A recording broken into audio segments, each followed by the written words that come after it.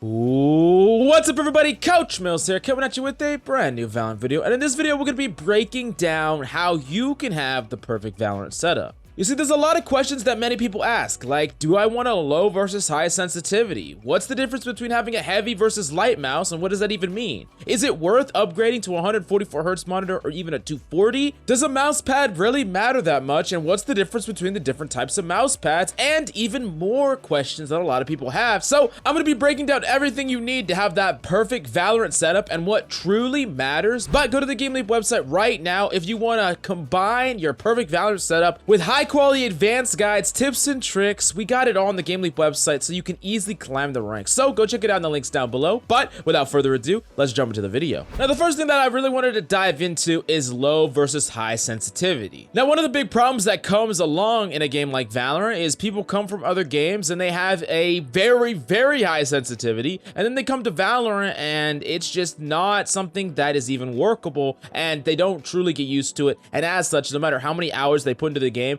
they're really not improving their aim that much. Now, let's first look at a graph. This is a rather old graph, but let's look at it anyways, of the high versus low sensitivities amongst some streamers and pro players. Now, if you really wanted to actually compare high versus low sensitivity as far as what people are actually using, you could see someone like Hiko with a really high sensitivity at about 600 or in that ballpark. And we have someone like Brax at the lowest end, someone that's around 150. And to get that number, they're just combining their DPI, which is something that you set with any mouse that you have. Hopefully you have a mouse that you could set your DPI, and then you're multiplying that by your in-game sensitivity. Now, here's the thing. Hiko would be considered to have a very high sensitivity for the game of Valorant, but in general, when you compare that sensitivity across all games, that might not be that high. And that's the first takeaway for you. The actual high versus low sensitivity debate in Valorant is going to be far lower than it's going to be in other games. You're not playing a game like Apex that you have rapid movement like crazy, nor are you playing a game like Overwatch where you're Genji having to 180 non-stop. Essentially, if your sensitivity is way higher than even Hiko, I would look into your sensitivity as something that might be one of the big reasons why you are not getting used to Valorant as quickly as you want to. Now, let's go into the actual question. What is the benefits of having a higher sensitivity versus a lower one? Well, higher sensitivity can make it easier for you to do large movements. Specifically, having a high sensitivity in Valorant means that you could easily 180 a flash, and when you turn back around, because you didn't actually move that much relative on your mouse pad, it's going to be a lot easier for you to have stable aim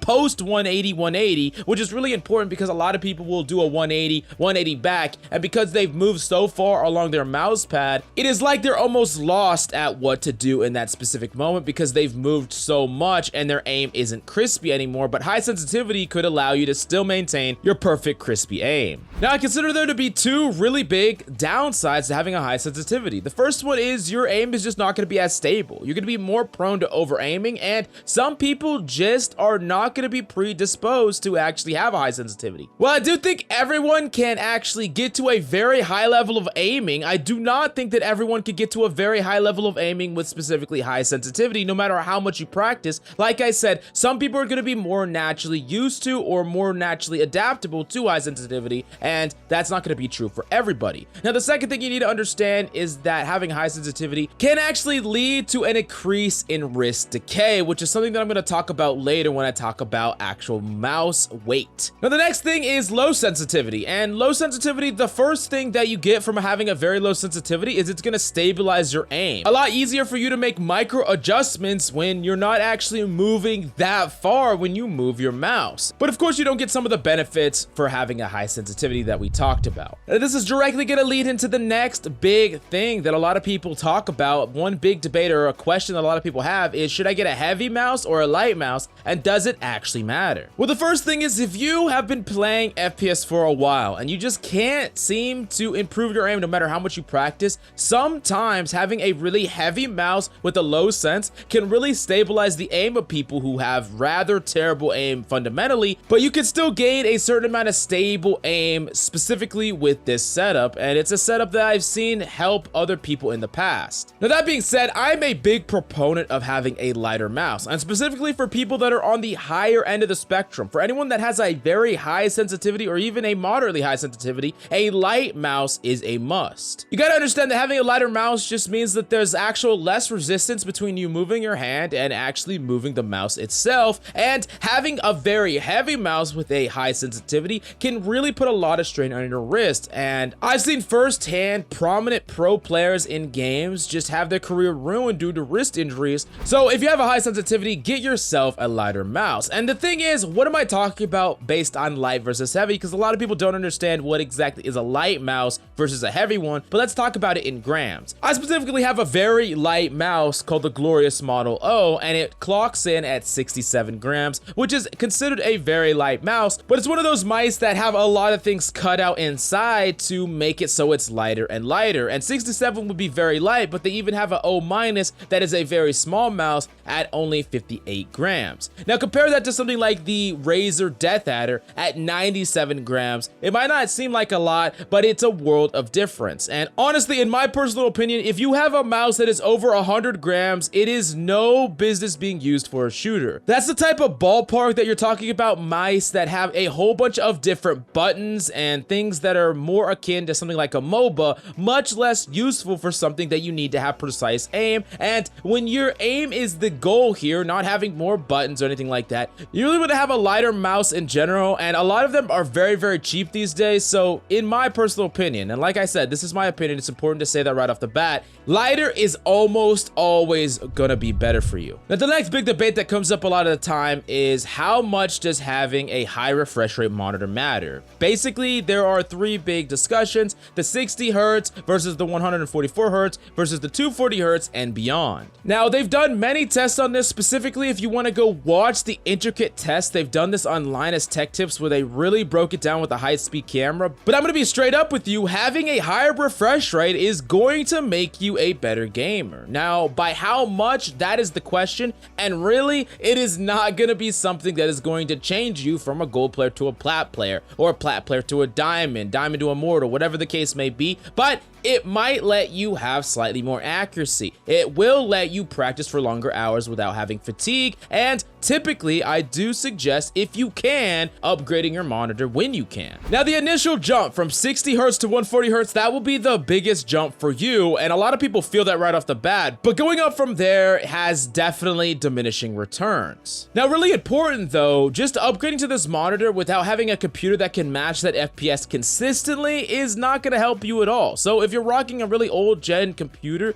upgrading to your monitor is the last thing you should be doing, because if you upgrade your monitor and you're still getting that 60 FPS, even if you have a 240 Hertz monitor, it's not going to change anything at all. And even honestly, if you dip out of that threshold often, it really won't be that worth your money, honestly, and you could spend that better to like upgrade computer later on and then eventually get a better monitor. Now the next big discussion that happens a lot of the time is, what kind of mouse pad should I get? What does it even matter? Well, there are really two big types of mouse pads in general. There's like a hard mouse pad surface and there's a cloth pad. Now if you think of something hard, you think of something that is not a cloth, it has very little resistance, and that's the difference between different mouse pads, the amount of resistance that is included. You see, something like a hard pad would have nearly zero resistance while moving. You could just tap your finger on it, especially if you have a light mouse, and it will actually just go, and it won't stop unless you physically stop it. I typically think hard pads are much better for high sensitivity wrist users or people that have claw grips, but generally there are a lot of different pads to choose from, all with varying amount of resistance levels, so you really need to find the one that best fits your preference. If you like something that is going to stop your mouse the moment that you stop touching it,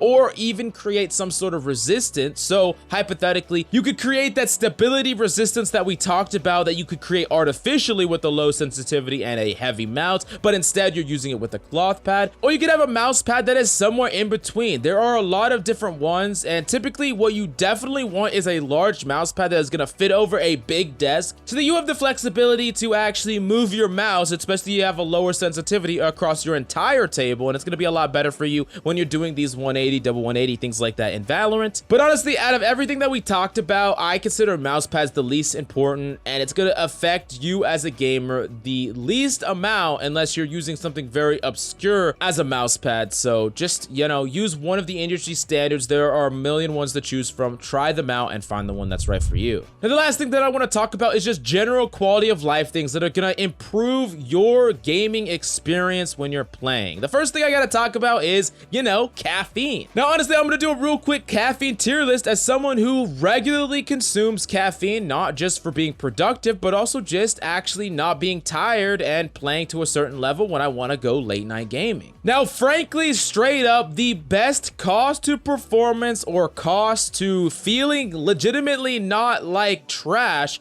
is actually caffeine pills and water. Now, it's very important that you take the recommended dose, 300 milligrams or less a day, but caffeine pills have consistently made me feel the best, and it didn't have any of the bad side effects that I got from a lot of different caffeine sources. Now, let's really talk about the bad, and the worst of the worst by far. I don't care if this ruins a sponsorship deal for me for life, Bang energy drink is by far the worst type of caffeine. Not only do you feel like trash after drinking one, but if you ever try to drink more than one, you are just going to hate yourself, honestly, and you're not going to be waking up, you're going to feel terrible. Basically, all the other drinks like Rain, 3D, Monster Energy, and G Fuel, these are all fine in various amounts, but there is a point of diminishing returns. You got to remember that caffeine stays in your system for a long period of time, and a lot of times people will drink caffeine as a ritual where they wake up, drink caffeine only for the caffeine to fade by the time you're actually gaming, and you are actually not going to be able to use enough caffeine to override that because you're artificially keeping yourself awake. Like I said, there's a diminishing return amount, and remember, please, for your boy Coach Mills, drink a lot of water as well. Now, the next question that people ask often is, should I get a gaming chair? And I know there's the meme like, oh, a gaming chair is gonna make you awesome. No, don't get a gaming chair. I have a gaming chair, it's trash. Don't get a gaming chair, but there is a caveat. Gaming chairs are actually really, really good. Some of them are legitimately very comfortable and very well made. The problem comes up with cost to actual comfortability, or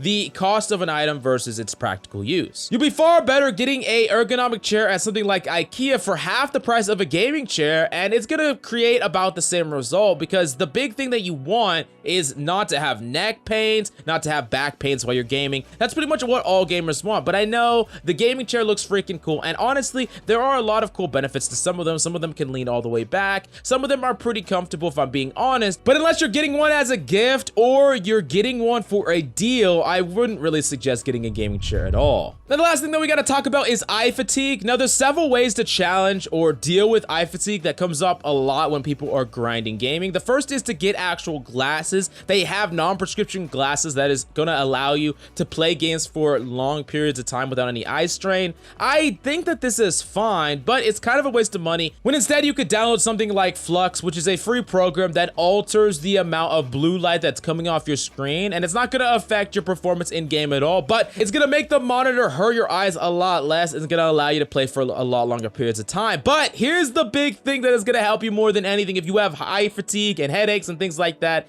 you need to be playing in a well-lit room. Stop playing in a freaking dark pit. It's pretty simple. But honestly, the majority of people like to play in the dark, but if you're getting headaches, eye fatigue, it's only going to hurt you. And the easiest way to deal with that eye fatigue right off the bat is just to flip that light switch on. Now, if you take all these insane setup tricks and you combine it with your GameLink premium subscription, you'll be able to easily climb the ladder with in-depth advanced guides. We got VOD reviews, we got map guides, agent guides. I mean, we got it all. So do yourself a favor, go check it out in the links down below. But I really hope you enjoyed the video. Thank you so much for coming by. That's all I got for you today. I'm Coach Mills. I love your faces, and I'll see you next time.